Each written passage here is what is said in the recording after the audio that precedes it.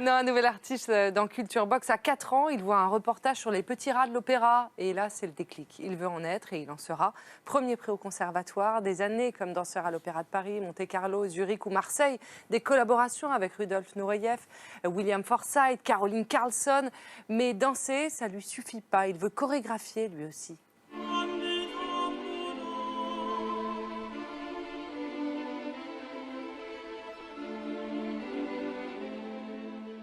Sa danse n'a pas de frontières. Vous dansiez, Julien Lestel? Eh bien, parlez maintenant et surtout, venez nous retrouver, Julien. Voilà, bonsoir, Julien Lestel. Oui, on peut l'applaudir aussi, Julien Lestel. Bienvenue, Julien. On accueille sur le boléro de Ravel. On va comprendre dans un instant pourquoi le boléro. On est ravis de vous avoir à nos côtés.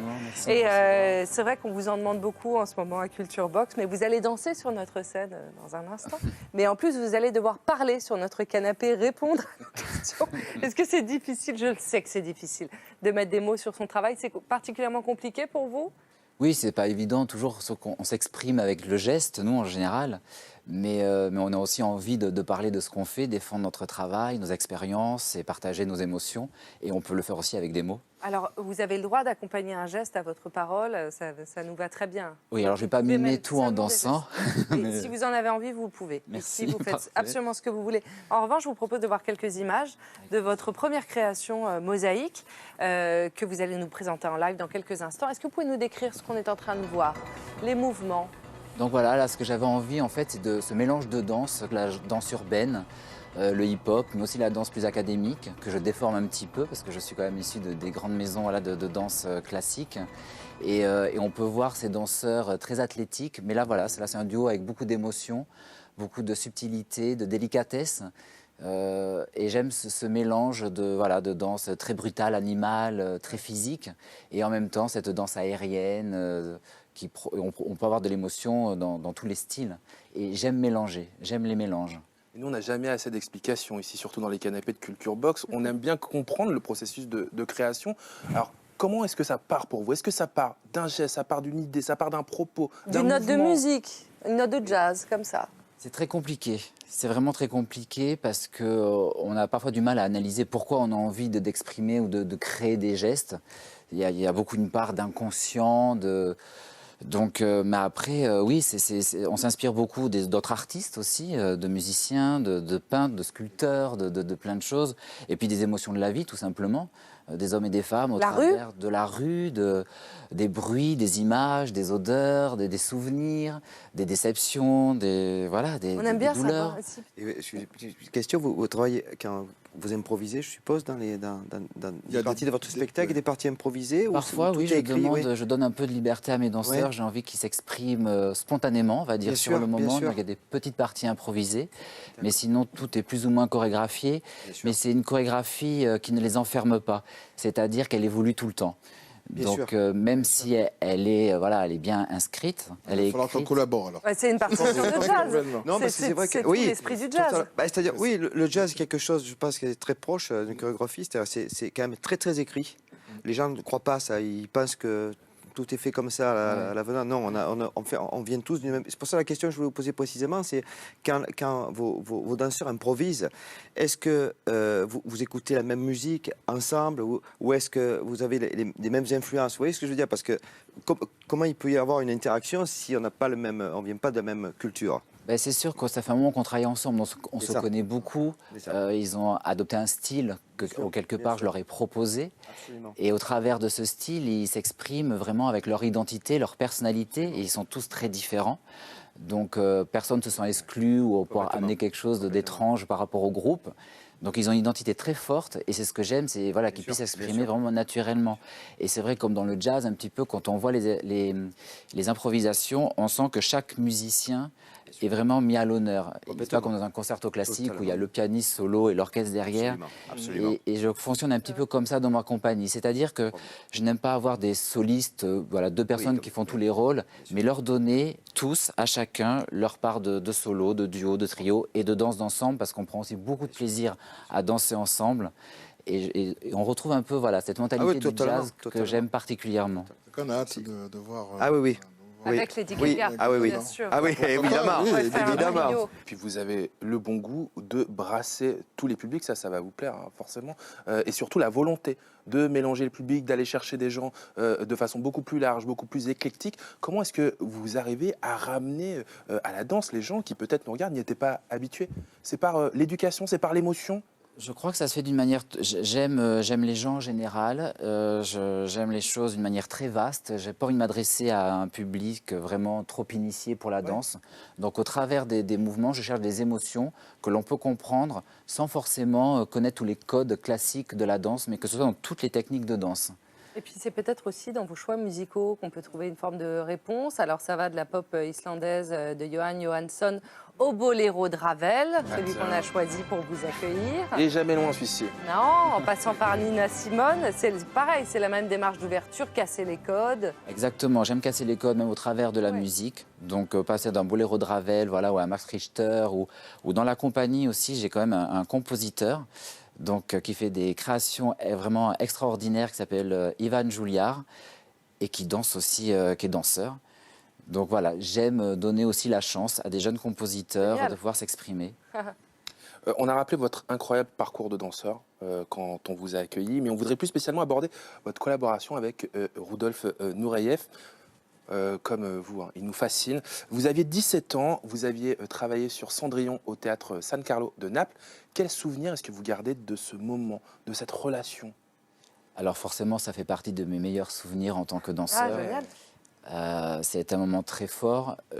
Sur le moment, on ne se rend pas compte à quel point on a cette chance d'être à côté de géants de la danse. Mais je savais qu'il fallait profiter. C'était quand même les dernières années de sa vie. Il était assez fragile. On ne savait pas que ça allait se terminer. Mais j'ai profité. Ça a été 2 mois et demi très intenses sur sa production donc, de Cendrillon. Et il m'a choisi pour rejoindre le corps de ballet du théâtre San Carlo de Naples. Et ça a été 2 mois avec lui au quotidien. Et puis il a une aura indescriptible, une présence innée. Il est entré dans un studio, il irradiait tout l'espace. Ah. Alors moi j'en vois qui viennent de rentrer dans notre studio, ce sont vos danseurs. Parce qu'on va laisser place au Julien chorégraphe. Maintenant on va découvrir un extrait de Mosaïque, c'est votre dernière création. Vous êtes venu accompagné de 5 de vos danseurs, je vous laisse nous les présenter. Avec grand plaisir, donc c'est 5 danseurs de la compagnie. Alors nous avons Jean-Baptiste, Gaël, Titouan, Ivan et Florent. Voilà, qui vont vous interpréter une danse d'homme de la dernière création qui s'appelle Mosaïque, où on peut voir justement ces styles un peu urbains, une danse d'homme, donc très physique, très animale, presque électrique, on va dire. J'ai hâte de vous présenter. Alors on a hâte de voir ce spectacle, mais là tout de suite on a le droit à un extrait, rien que pour nous, sur la scène de Culture Box. Messieurs, la scène est à vous.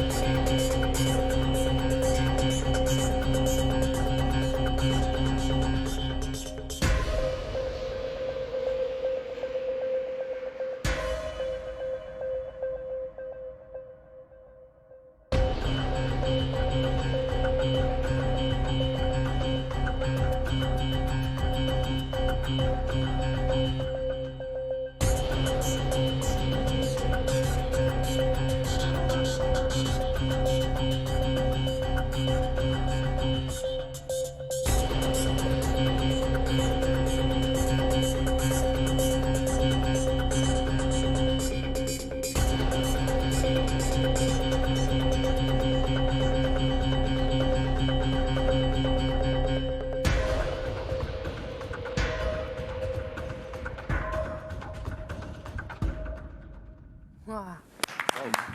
Bravo. Bravo. Génial. Extrait de Mosaïque sur la scène de Culture Box. Merci à vous. Merci infiniment. Bravo.